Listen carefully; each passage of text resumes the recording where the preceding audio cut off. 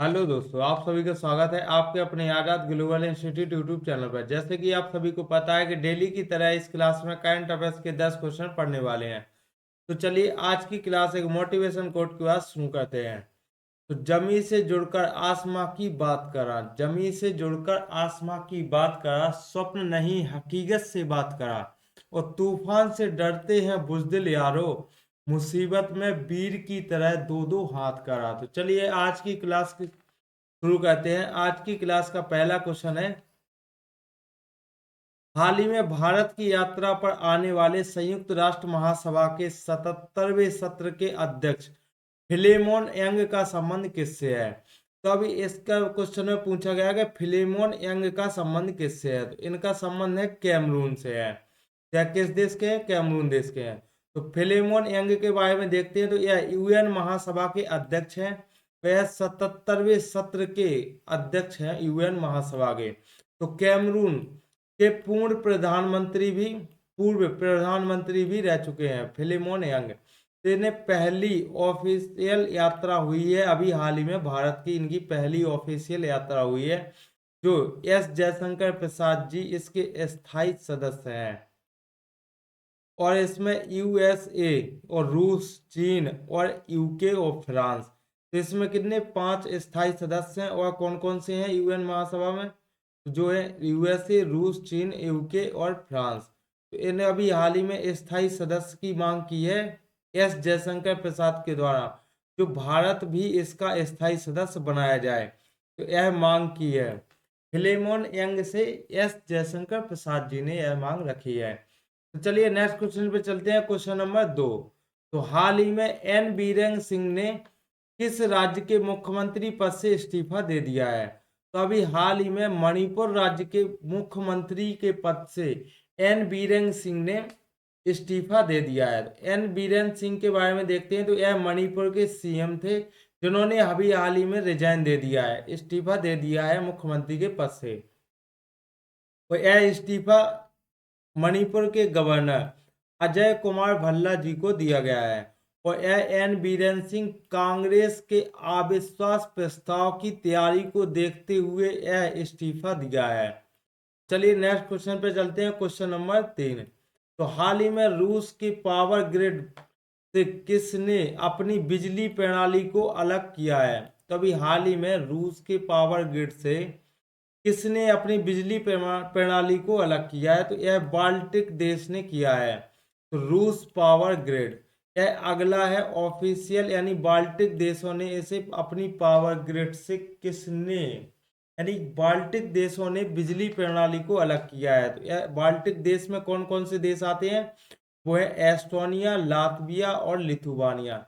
Estonia, Latvia और Lithuania, यह 3 देशों को मिलाकर ही इसे बाल्टिक देश कहा जाता है, जो नाटो के सदस्य हैं, जो रूस के खिलाफ 1949 में बनाया गया था। तो नाटो नाटो एक संगठन है जिसे रूस के खिलाफ बनाया गया था। और इसका स्थापना 1949 में हुई थी। और इसका हेडक्वार्टर ब्रुसेल्स में है। इसका 32वां सदस्य यानी नवीनतम सदस्य कौन सा देश है? तो स्वीडन है।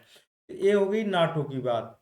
तो इस क्वेश्चन का आंसर कौन सा होगा? बाल्टिक देश, यानी एस्टोनिया, लातविया और लिथुआनिया। यह तीनों के तीनों बाल्टिक देश हैं। चलिए नेक्स्ट क्वेश्चन पे चलते हैं। Question number 4। तो हाल ही में केंद्र सरकार ने ई नाम प्लेटफॉर्म पर कौन सा फल शामिल किया है? ई नाम प्लेटफॉर्म पर कौन सा फल शामिल किया गया है? तो इसमें ड्रैगन फ्रूट को शामिल किया गया है।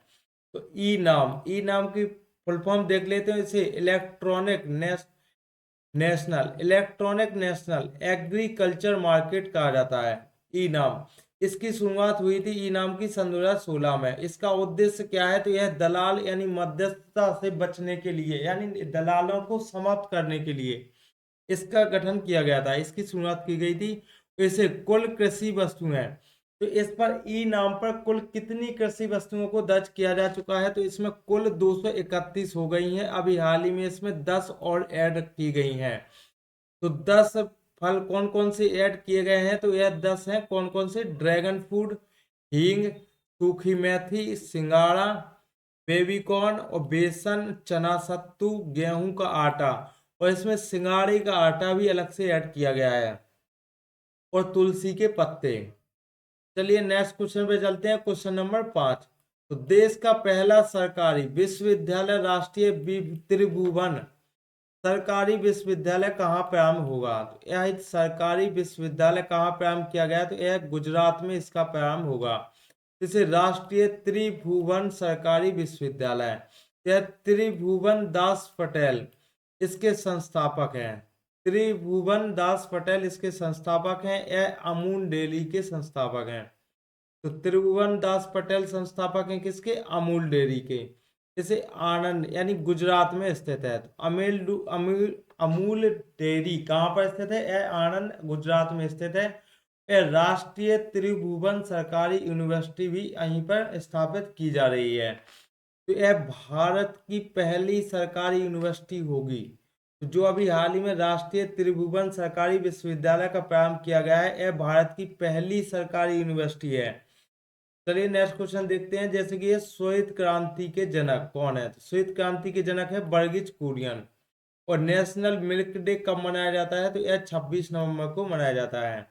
चलिए नेक्स्ट क्वेश्चन पे चलते हैं। क्वेश्चन नंबर 6 है कि हाल ही में चर्चा में रहे भगवान बुद्ध त्रिसेवा अभियान का संबंध किससे है? तो अभी हाल ही में चर्चा में रही भगवान बुद्ध त्रिसेवा का संबंध है भारत और नेपाल और श्रीलंका से संबंधित है। तो भगवान बुद्ध त्रिसेवा अभियान, यह भारत, नेपाल और श्रीलंका तीनों मिलकर इसका अभियान का प्रारंभ किया गया है, जिसे शांति, सद्भावना और पर्यटकों को बढ़ावा देने के लिए इसका प्रारंभ किया गया है। तो इसे भारत में बोध गया, सारनाथ और श्रावस्ती, कुशीनारा और नालंदा, यह प्रसिद्ध स्थान है, भगवान बुद्ध से संबंधित स्थान है, भारत में स्थित है। चलिए नेक्स्ट क्वेश्चन पे चलते हैं। क्वेश्चन नंबर 7 है कि हाल ही में कौशल विकास एवं उद्यमिता मंत्रालय और नीति आयोग ने स्वावलंबनी पहल कहाँ प्रारंभ की है? तो अभी हाल ही में नीति आयोग के द्वारा यह स्वावलंबनी पहल चलाई गई। तो यह कहाँ पर प्रारंभ की गई? तो इसका आंसर तो होगा उपयुक्त सभी, क्योंकि इसके आंसर यानी असम, मेघालय और मिजोरम में इसे प्रारंभ किया गया है। तो स्वावलंबनी पहल के बारे में देखते हैं। तो यह कौशल विकास मंत्रालय और नीति आयोग के द्वारा मिलकर चलाई गई एक पहल है, जो नॉर्थ ईस्ट इंडिया यानी उत्तर पूर्वी भारत में इसे स्टार्ट किया गया है।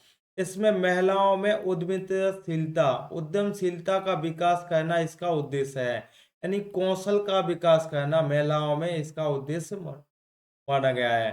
तो चलिए नेक्स्ट क्वेश्चन पे चलते हैं। क्वेश्चन नंबर 8 है कि हाल ही में उत्तर भारत के पहले 1 मेगावाट के ग्रीन हाइड्रोजन प्लांट की आधारशिला कहाँ रखी गई है? तो इसमें 1 मेगावाट ग्रीन हाइड्रोजन प्लांट की आधारशिला हिमाचल प्रदेश में रखी गई है।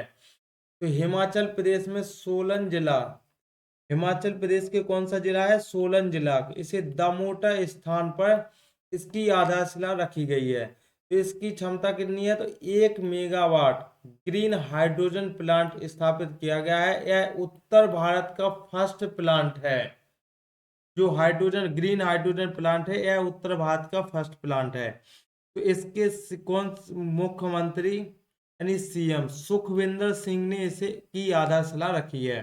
वो यह ऑयल इंडिया लिमिटेड के सहयोग से इसकी आधारशिला रखी गई है और इसे सन 2026 से स्टार्ट किया जाएगा। तो इसका आंसर हो जाएगा हिमाचल प्रदेश। चलिए नेक्स्ट क्वेश्चन पे चलते हैं। क्वेश्चन नंबर 9 है कि हाल ही में चर्चा में रहे स्टार्टअप इंटरनल का संबंध किससे है? अभी हाल ही में चर्चा में रहे स्टार्टअप का इंटरनल, तो इंटरनल इसका संबंध है जोमेटो से। तो अभी हाल ही में इटर्नल के बारे में देखते हैं। तो इटर्नल जोमेटो का नया नाम है। तो जोमेटो का नाम बदलकर ही अभी हाल ही में इटर्नल कर दिया गया है, जो एक जोमेटो फूड डिलीवरी ऐप था। तो यह फूड डिलीवरी ऐप अभी भी है, इसका नाम बदलकर इंटरनल कर दिया गया है। तो इसी तरह ब्लिंकिट का अधिग्रहण करता है। इसका काम क्या होता है? ब्लिंकिट का अधिग्रहण करना, और इसे 6 फरवरी से प्रभावी हुआ है। जोमेटो को इसका इटर्नल नाम कर दिया गया है, जो 6 फरवरी से प्रभावित हुआ है। इसे दीपेंद्र गोयल ने सन 2008 में इसकी शुरुआत की गई थी जोमेटो की। और इसका हेडक्वार्टर कहाँ पर है? तो गुरुग्राम हरियाणा में जोमेटो का हेडक्वार्टर है। चलिए नेक्स्ट क्वेश्चन पे चलते हैं। क्वेश्चन नंबर 10 है कि हाल ही में केंद्रीय मंत्रिमंडल ने कौशल भारत कार्यक्रम का वर्ष सन 2026 तक विस्तार किया है और इसे पहली बार कब प्रारंभ किया गया था? तो केंद्रीय मंत्रिमंडल ने अभी हाल ही में कौशल भारत कार्यक्रम का वर्ष सन 2026 तक विस्तार किया है। तो यह सन 2015, यह कब तक? सन 2015 तक। तो इसे कौशल भारत कार्यक्रम, इसे कौशल विकास एंड उद्यमिता मंत्रालय के द्वारा इसका प्रारंभ किया गया है। इसकी स्थापना हुई थी सन 2014 से। तो इसे स्टार्ट किया गया था, यानी इसकी पहली बार कब प्रारंभ किया गया था? इसे प्रारंभ किया गया था सन 2015 में। यही क्वेश्चन में पूछा गया कि इसे पहली बार कब प्रारंभ किया गया था? तो यह सन 2015 में प्रारंभ किया गया था। इसकी स्थापना हुई थी सन 2014 में और यह सन 2026 तक इसका विस्तार किया गया था। इसमें फोकस क्या किया गया था? तो इसके फोकस है एआई यानी आर्टिफिशियल इंटेलिजेंट और रोबोटिक्स को इसमें फोकस किया गया था। आईओटी और ड्रोन पर भी फोकस किया गया था। चलिए नेक्स्ट क्वेश्चन पे चलते हैं, क्वेश्चन नंबर 11। जैसे उड़ीसा सरकार ने ग्राम विकास के लिए विकासता गांव विकासता उड़ीसा योजना शुरू की है। तो अभी हाल ही में गांव विकासता उड़ीसा, यह योजना किसने शुरू की गई? तो यह उड़ीसा सरकार के द्वारा शुरू की गई है। तो चलिए नेक्स्ट क्वेश्चन पे चलते हैं। आज का लास्ट क्वेश्चन है, क्वेश्चन नंबर 12 है कि नेपाल और फ्रांस ने हाइड्रोजन परियोजना शुरू करने के लिए किया गया समझौता ज्ञापन। तो नेपाल और फ्रांस के बीच में हाइड्रोजन परियोजना पर शुरुआत करने के लिए एक समझौता ज्ञापन किया गया है। तो चलिए आज की क्लास यहीं पर समाप्त करते हैं। आई होप कि आप सभी को यह क्लास पसंद आई होगी। तो वीडियो को लाइक करें और ऐसे ही डेली करंट अफेयर्स के वीडियो देखने के लिए चैनल के सब्सक्राइब करें और बेल आइकन दबाना ना भूलें। तो चलिए आज के लिए इतना ही।